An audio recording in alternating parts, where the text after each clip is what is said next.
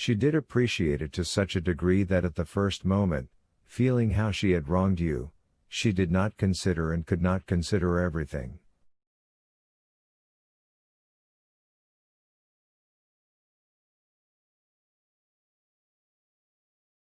She gave up everything. But experience, time, have shown that her position is unbearable, impossible.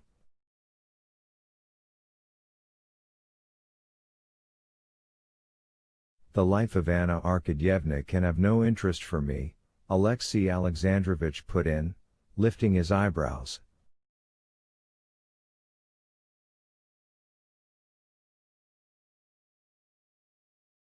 Allow me to disbelieve that, Stepan Arkadyevich replied gently. Her position is intolerable for her, and of no benefit to anyone whatever.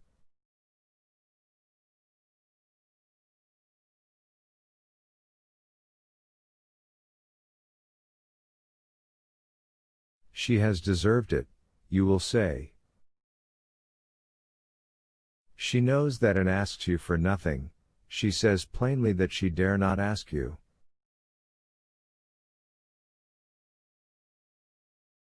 But I, all of us, her relatives, all who love her, beg you, entreat you.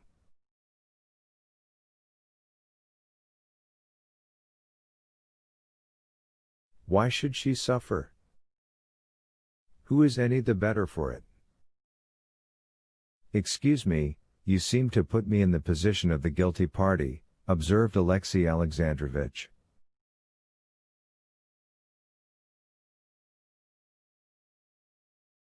Oh, no, not at all. Please understand me, said Stepan Arkadyevich, touching his hand again, as though feeling sure this physical contact would soften his brother-in-law. All I say is this, her position is intolerable, and it might be alleviated by you, and you will lose nothing by it.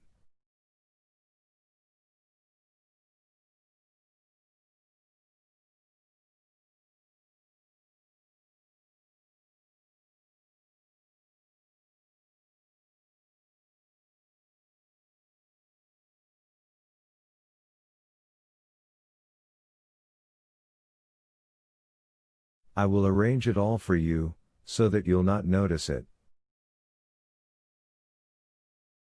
You did promise it, you know. The promise was given before. And I had supposed that the question of my son had settled the matter. Besides, I had hoped that Anna Arkadyevna had enough generosity. Alexey Alexandrovich articulated with difficulty, his lips twitching and his face white.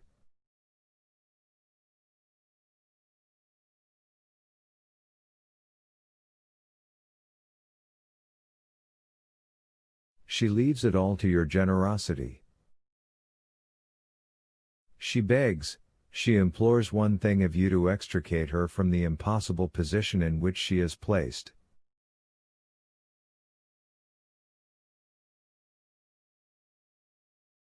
She does not ask for her son now. Alexey Alexandrovich, you are a good man. Put yourself in her position for a minute. The question of divorce for her in her position is a question of life and death. If you had not promised it once, she would have reconciled herself to her position, she would have gone on living in the country.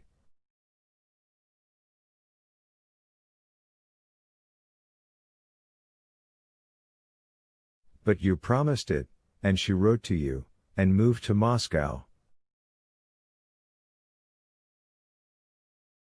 And here she's been for 6 months in Moscow, where every chance meeting cuts her to the heart, every day expecting an answer.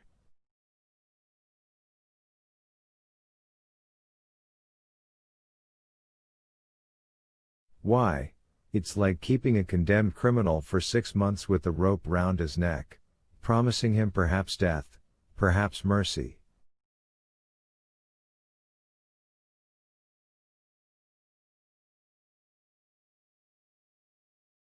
Have pity on her, and I will undertake to arrange everything. Vos scrupules .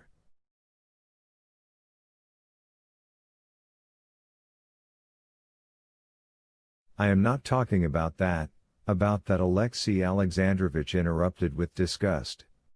But, perhaps, I promised what I had no right to promise.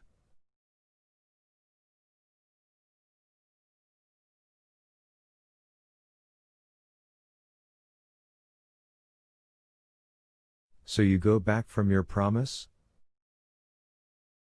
I have never refused to do all that is possible, but I want time to consider how much of what I promised is possible.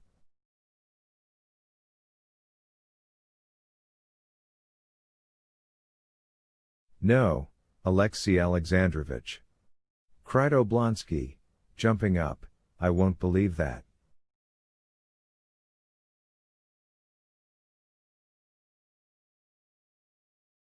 She's unhappy as only an unhappy woman can be, and you cannot refuse in such.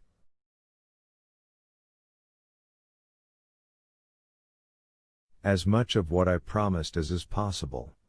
Vous professez d'être libre penseur . But I as a believer cannot, in a matter of such gravity, act in opposition to the Christian law.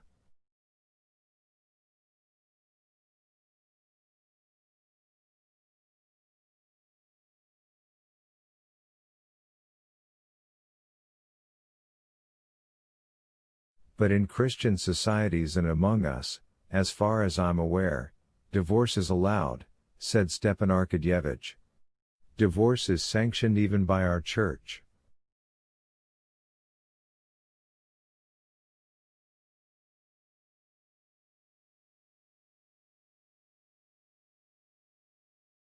And we see.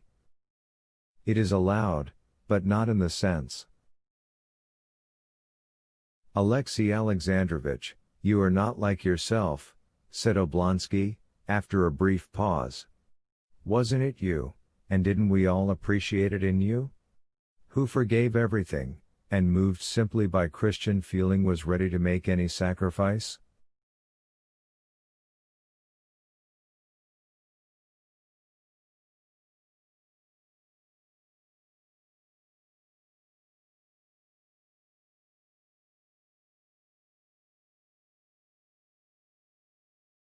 You said yourself, if a man take thy coat, give him thy cloak also, and now.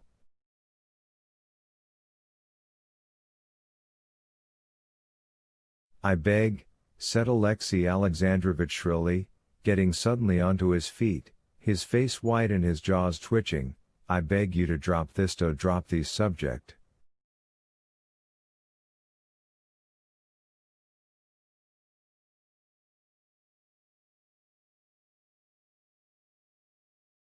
Oh, no.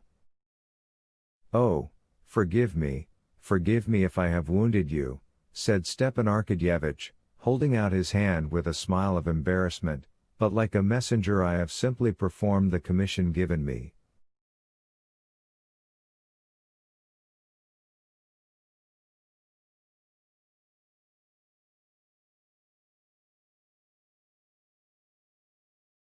Alexei Alexandrovich gave him his hand, pondered a little, and said,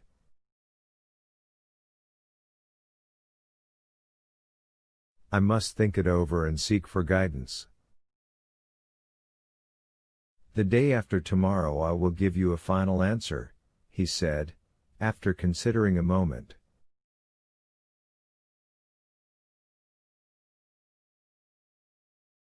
Chapter 19. Stepan Arkadyevitch was about to go away when Korny came in to announce. Sergei Alexeyevich. Who's Sergei Alexeyevich? Stepan Arkadyevitch was beginning, but he remembered immediately.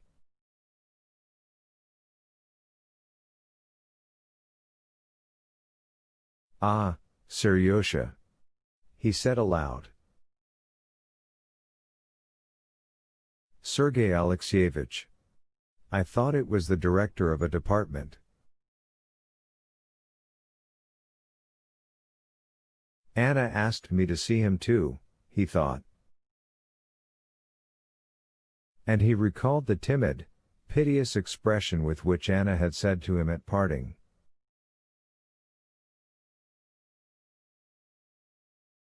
"Anyway, you will see him. Find out exactly where he is, who is looking after him. And strive if it were possible." Could it be possible? Stepan Arkadyevitch knew what was meant by that if it were possible to arrange the divorce so as to let her have her son.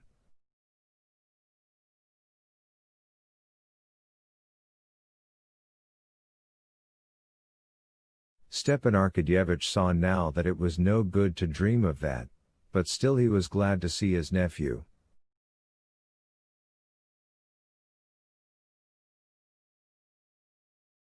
Alexey Alexandrovich reminded his brother-in-law that they never spoke to the boy of his mother, and he begged him not to mention a single word about her.